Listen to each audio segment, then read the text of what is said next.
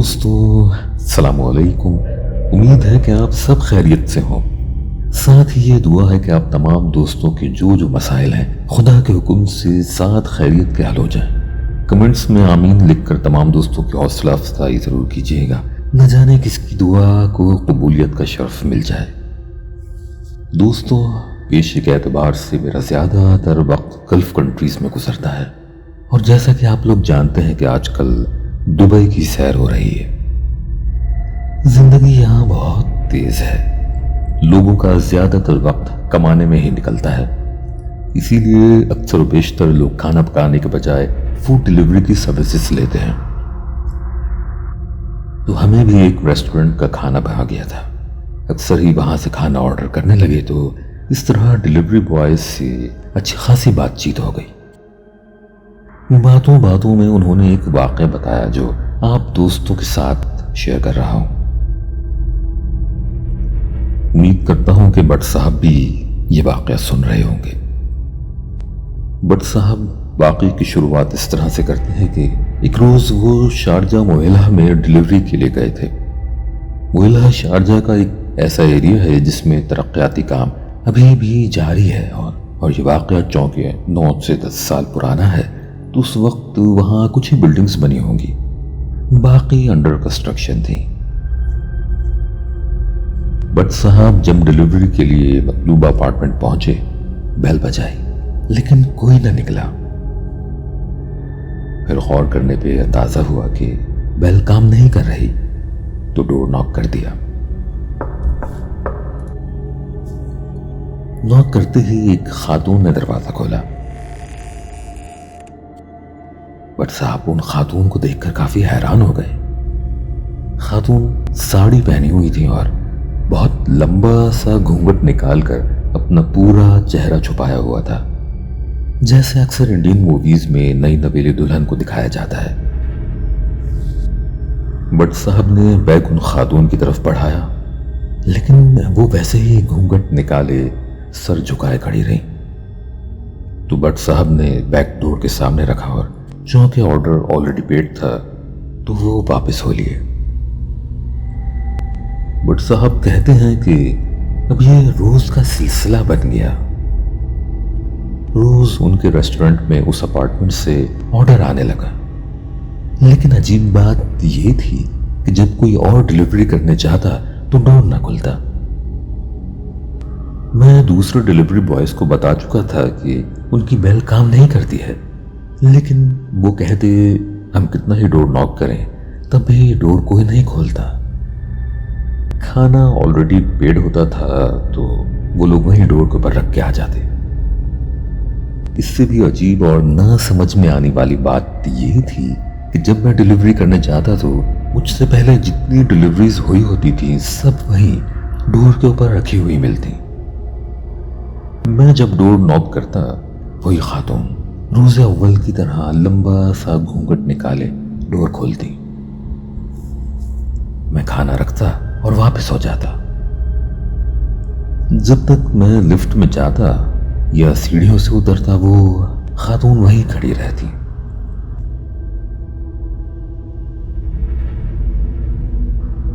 अब हम delivery boys आपस में इस बात पर डिस्कस करने लगे कि यार ये आखिर माजरा क्या है। एक तो बिल्डिंग ही बहुत वीरान है, कभी लिफ्ट काम करती है और कभी नहीं, तो सीढ़ियां इस्तेमाल करनी पड़ती हैं। रोशनी का भी सही से कोई इंतजाम नहीं है, बल्कि ऐसा लगता है कि जैसे ये बिल्डिंग अभी मुकम्मल ही नहीं हुई है। फिर आखिर क्या वजह है कि भट्ट साहब के अलावा कोई भी डिलीवरी बॉय जाता है तो डोर नहीं खुलता, हत्ता कि जो खाना वो लोग वहां छोड़ के आते हैं वो भी वहीं रखा हुआ मिलता है। बिल्डिंग का कोई स्वीपर, कोई सिक्योरिटी गार्ड भी नहीं दिखता।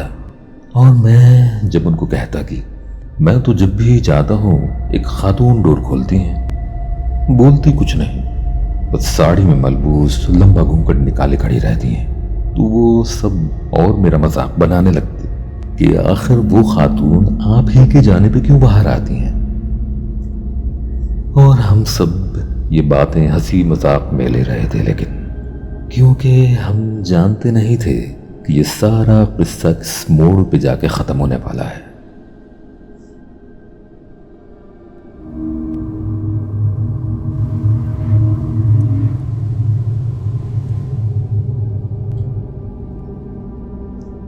फिर यूं हुआ कि जब भी ऑर्डर आता तो सिर्फ बट साहब ही उधर डिलीवरी करने के लिए जाते और वही सारा मामला हर दफा होता। लिफ्ट उमूमन बंद ही मिलती, वो सीढ़ियों से सेकंड फ्लोर पे जाते, डोर नॉक करते, डोर खुलता, खुलते ही तेज खुशबू से फिजा मुअत्तर हो जाती। घूंघट डाले वही खातून बरामद होती और दहलीज तक आके खड़ी हो जाती। उनके पीछे घर में नजर पड़ती तो मध्यम सी रोशनी हो रही होती, जैसे कि बहुत धीमी रोशनी के बल्ब जल रहे हो। उनके पीछे घर में कभी कोई और फर्द नजर नहीं आता। एक रात उसी अपार्टमेंट से ऑर्डर बहुत लेट मौसूल हुआ। यूं समझिए कि रेस्टोरेंट बस बंद ही होने वाला था। अब मेरे सिवा तो कोई उस अपार्टमेंट में डिलीवरी के लिए जाता ही नहीं था और मैं ये सोच कर निकल गया कि डिलीवरी करके वहीं से अपनी रहाइश पे चला जाऊंगा। तकरीबन 12:30 बजे मैं वहां पहुंचा। रात काफी हो चुकी थी। मोहल्ला का इलाका भी उस वक्त अंडर कंस्ट्रक्शन था तो हो का आलम हो रहा था। बिल्कुल अंधेरा, सन्नाटा। मैं बाइक पार्क करके सीधा सीढ़ियों पे चढ़ा, सेकंड फ्लोर पे पहुंचा, डोर नॉक किया। कोई बाहर ना आया। दोबारा नॉक किया, कोई ना आया। मैंने खाना डोर के सामने रखा और वापस सीढ़ियों की तरफ पलटा ही था कि डोर खुलने की आवाज से पीछे मुड़ा। वही खातून उसी तरह घूंघट निकाले दहलीज पे खड़ी थी। माफ कीजिएगा, आपने डोर नहीं खोला था तो मैं वहीं आपका ऑर्डर रख दिया है। ये कहते हुए सीढ़ी पर पहला कदम ही रखा था कि पहली बार उसके हंसने की आवाज से मैं चौंक कर रुक गया। रुका ही था कि वो फिर से धीरे से हंसी, जैसे उसने जानबूझकर मुझे तंग करने के लिए दो देर से खोला था और अब वो शरारत से हंस रही थी। एक लम्हे को जहन में आया कि वापस मुड़कर उन खातून से वो सारे सवाल कर लूं जो अब तक एक मुअम्मा बने हुए थे, और फिर हिम्मत करके मुड़ा तो डोर बंद हो चुका था।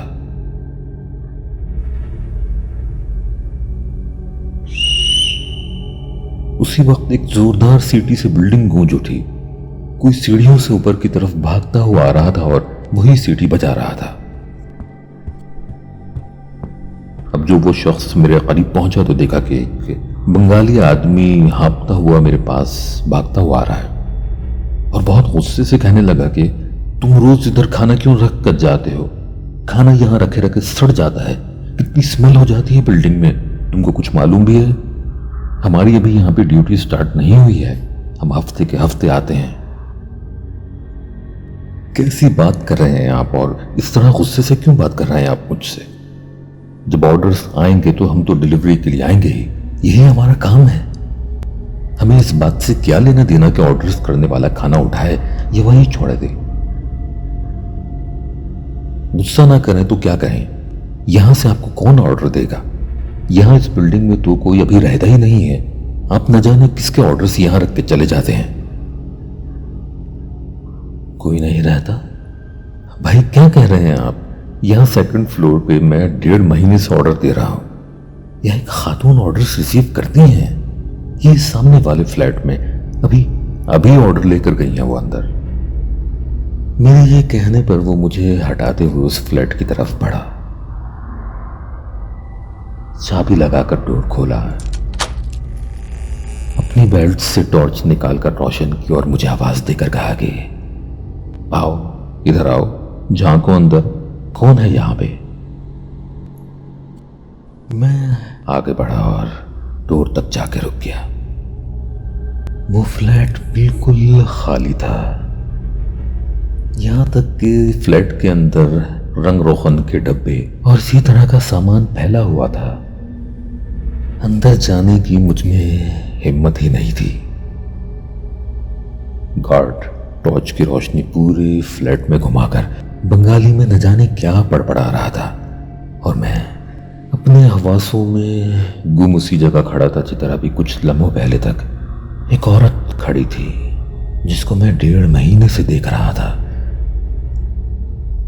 मेरे पास न तो उस गार्ड को झुठलाने के लिए कोई अल्फाज थे और न ही मुझे अपनी आंखों पे यकीन आ रहा था। मैं बगैर कुछ कहे गार्ड को वहीं छोड़कर सीढ़ियों से नीचे उतरने लगा। उस वक्त अंधेरे में उन सीढ़ियों से उतरना मेरे लिए बहुत मुश्किल हो गया था। मन भर के कदम हो गए थे। मुझे अपनी जिंदगी में इससे ज्यादा डर कभी नहीं लगा था। जब तक बिल्डिंग से बाहर निकला दिल की धड़कन बहुत बढ़ गई थी। न जाने किस तरह से बाइक चला के घर पहुंचा और सारी रात सोचता रहा। एक दो दोस्त जो उसी रेस्टोरेंट में डिलीवरी का काम किया करते थे उनको भी मैसेज करके सारा वाकया बताया, लेकिन किसी को भी समझ में नहीं आया कि आखिर ये हुआ क्या था। उस रोज के बाद से फिर कभी उस फ्लैट से ऑर्डर नहीं आया। अब तो खैर मोरेला का एरिया काफी गुंजान हो गया है और अक्सर उसी बिल्डिंग से भी ऑर्डर्स आते हैं। पूरी बिल्डिंग में ही फैमिलीज रहती हैं, आबाद हो चुकी है। बल्कि एक बार तो ऐसा भी हुआ कि उसी खास फ्लैट से ऑर्डर आया था और मैं जानबूझकर उधर खुद अपनी मर्जी से ऑर्डर लेकर गया और वहां कोई और फैमिली रहती है। वैसे तो यहाँ बहुत सारे वाकयात छोटे मोटे पेश आते रहे हैं, लेकिन ये एक ऐसा वाकया था जिसने मेरे जहन पे बहुत गहरा असर छोड़ा है कि अभी भी अगर आप ये कहें कि ये सब मेरा वहम था तो आप बिल्कुल गलत होंगे। देखिए, मैंने अपनी आंखों से उस औरत को देखा, एक बार नहीं कई बार देखा, उसके हंसने की आवाज सुनी, लेकिन मैं इस गुत्थी को आज तक नहीं सुलझा सका हूं। लाई बेहतर जाने कि वो सब क्या मामला था। अगर आप लोग खुलासा कर सकें कि मेरे साथ ये वाकया क्या और क्यों पेश आया था तो आप लोगों की सोच जरूर जानना चाहूंगा। तो दोस्तों, ये था भट्ट साहब का वाकया। वैसे तो आज एक दूसरा वाकया शेयर करना चाहता था, लेकिन इत्तेफाक ये हुआ कि आज अभी भट्ट साहब के रेस्टोरेंट से कुछ खाना मंगवाया था तो उनसे काफी सारी बातें हुई और फिर सोचा कि क्यों ना आज भट्ट साहब का ही वाकया शेयर कर दूं। वैसे तो मैं आप लोगों को एक बात बताऊं कि मेरे 3 दोस्त हैं जो ऑस्ट्रेलिया में डिलीवरी का काम करते हैं और असल मामला तो उनके साथ पेश आते हैं बहुत ही अजीब। और अगर कुछ पेश ना भी आए तो जिन इलाकों में उनको डिलीवरी के लिए जाना पड़ता है वो इलाके ही इतने स्ट्रेंज हैं कि आप दोस्त वो इलाके देखकर ही चौंक जाएं। आप लोग जानते ही होंगे कि ऑस्ट्रेलिया में आबादी बहुत कम है, पूरा का पूरा ऑलमोस्ट ऑस्ट्रेलिया खाली पड़ा है। तो जो दोस्त शिपमेंट के लिए डिलीवरी के लिए उन बयाबानों में जाते हैं वो जो किस्से सुनाते हैं वो भी भट्ट साहब के किस्से से कम नहीं होते। भट्ट साहब ने और भी कई किस्से सुनाए हैं जो उनके दोस्तों के साथ पेश आए जो वहीं उनके साथ काम करते हैं, तो जरूर क्यों नहीं वो वाकयात भी जरूर शेयर करूंगा। बस आप दोस्तों की मदद चाहिए। वीडियो को लाइक जरूर किया कीजिए, कमेंट जरूर किया कीजिए और शेयर भी जरूर किया कीजिए, क्योंकि चैनल की रीच बहुत ही कम है। व्यूज आते हैं तो लगता है कि हाँ लोग मुझे सुन रहे हैं, उससे मोटिवेशन होती है कि चलो ठीक है रोज नहीं तो एक दिन छोड़ के जरूर कोई ना कोई कहानी अपलोड कर दूं। लेकिन माशाल्लाह जिस तरह के व्यूज आते हैं तो कोई मोटिवेशन नहीं होती। खैर, आप सब दोस्त दुआओं में याद रखिएगा। बहुत जल्द मिलते हैं फिर एक और सच्चे वाक़े के साथ। और एक बात फिर कह दूं कि अगर आप लोग कोई वाक़या शेयर करना चाहते हैं तो व्हाट्सएप भी कर सकते हैं, ईमेल भी कर सकते हैं। बहुत जल्द मिलते हैं। अल्लाह हाफिज़।